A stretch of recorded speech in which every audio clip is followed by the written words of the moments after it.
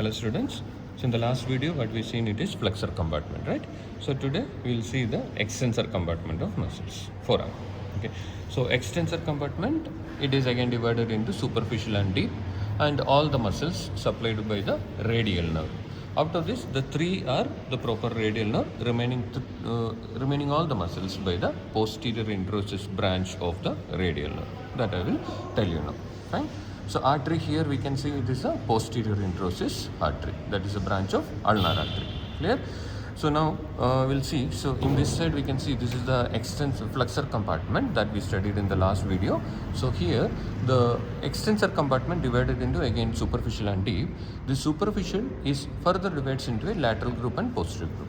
In this lateral group we can see first one it is the large muscle here, the lateral side, that is brachioradialis. So this is the brachioradialis from the upper part of supracondylar ridge to the radius. Okay, the main action it is flexion and the supination and pronation in the mid-prone position. Okay, then next one it is extensor carpi radialis longus. So here it is extensor carpi radialis longus. This is arises from lower part of supracondylar ridge to the metacarpals. So extensor carpi radialis longus. And next one it is, so this is extensor carpi radialis longus, and here it is extensor carpi radialis brevis. Okay, so remaining all the muscle arises from the common extensor origin. So you understood? So here it is extensor carpi brachioradialis, extensor carpi radialis longus, extensor carpi radialis brevis, the three muscles on the lateral aspect. Now if I turn here, so you can see, so the muscles then the extensor digitorum. So all these muscles extensor digitorum, so which is divided into 4 tendons and is inserted to the distal phalanx, the dorsal aspect of distal phalanx. Then next to that here we can see that is extensor digitae minimi, which is inserted to the phalanx of the little finger. Next to that you can see here it is extensor carpi ulnaris. So in this, the more than origin and insertion, you should identify all the muscles correctly. So once again I will repeat. So here it is brachioradialis, extensor carpi radialis longus, extensor carpi radialis brevis, and then here it is extensor digitorum, extensor digitae minimi, and the extensor carpi ulnaris. And in the upper part you can see here this is the anconeus. Okay, so this is the anconeus. So these are the superficial muscles.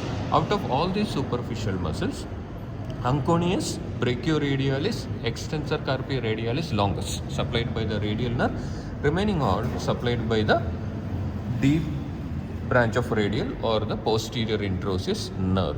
Okay, the main action of all this muscle, it is the extension of the wrist and the extension of the fingers. The extension of the wrist, what all the muscles? Extensor carpi radialis longus and brevis, and extensor carpi ulnaris, which helps in the extension of the wrist.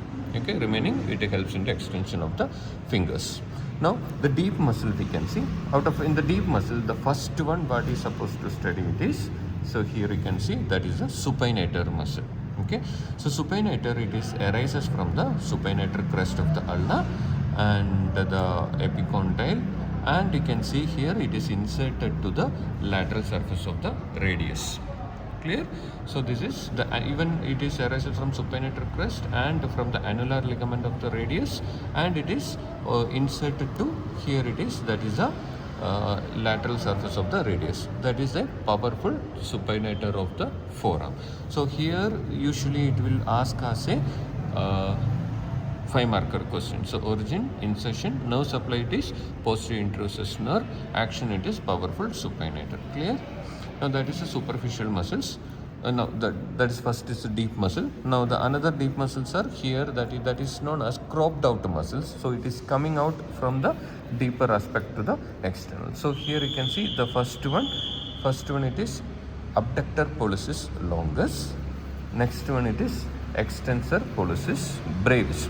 So abductor pollicis longus and extensor pollicis brevis together you can see. The next muscle here you can see that is extensor pollicis longus. So all these muscles are inserted to the phalanx of the thumb. Clear?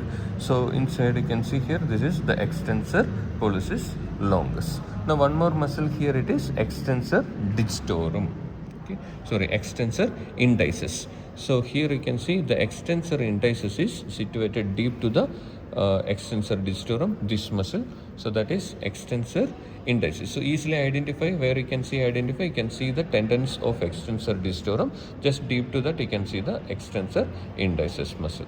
So these are the deep muscle. All these deep muscles are supplied by the posterior introsus nerve, and here you can see this region, that is the anatomical snuff box. Okay, so anatomical snuff box, it is bounded laterally by extensor digitorum brevis and abductor pollicis longus, and medially you can see here, that is extensor pollicis longus, and in the roof we can see the superficial branch of radial nerve and the cephalic vein. Here it is the cephalic vein. Then in the content you can see here it is the radial artery.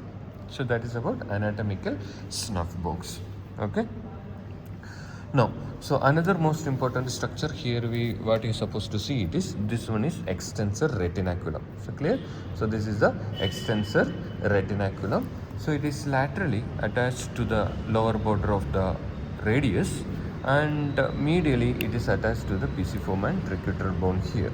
Okay, so this is the extensor retinaculum. This retinaculum, it is divided into 6 compartments. Out of this, 4th compartment, it is very important. Still will tell you all the compartment structures. So first compartment you can see the abductor pollicis longus and extensor pollicis brevis. Second compartment you can see extensor carpi radialis longus and brevis. And the third compartment you can see extensor pollicis longus. Now the 4th compartment you can see here, this is extensor digitorum, extensor indices, okay, extensor digitorum, extensor indices, anterior introsus artery, listen, anterior introsus artery and posterior introsus nerve. So the 4th compartment, that is very important, we'll repeat it, that is extensor digitorum, extensor indices and the anterior introsus artery, last it is posterior introsus nerve. Clear? So that is the 4th compartment structures. Then the 5th compartment, extensor digiti minimi. Then last 6th compartment, that is extensor carpi ulnaris. So these are the 6 compartments of the extensor retinaculum. So the extensor retinaculum usually ask us a 5-marker question. So each compartment you should know. So in the artery and nerve, we can see here in the deeper aspect, if I turn all these muscles, so you can see this is the deep branch of radial nerve. So we will see the radial nerve from the beginning. So this is, here you can see the in the cubital fossa. Okay, the lateral part of cubital fossa, you can see the radial nerve. Here you can see clearly the radial nerve, it is divided into a superficial branch and a D branch. So this is the D branch. Okay, D branch, it is known as posterior introsus branch, that is seen here, that supplies us all the muscles. And so here you can see this is the superficial branch which runs deep to the brachioradialis and comes out on lateral aspect of the hand, and here it divides into 3 branches where it supplies us the dorsal aspect of lateral 3.5 fingers except the nail bed. Clear? So this is about the extensor compartment of forearm. Thank you.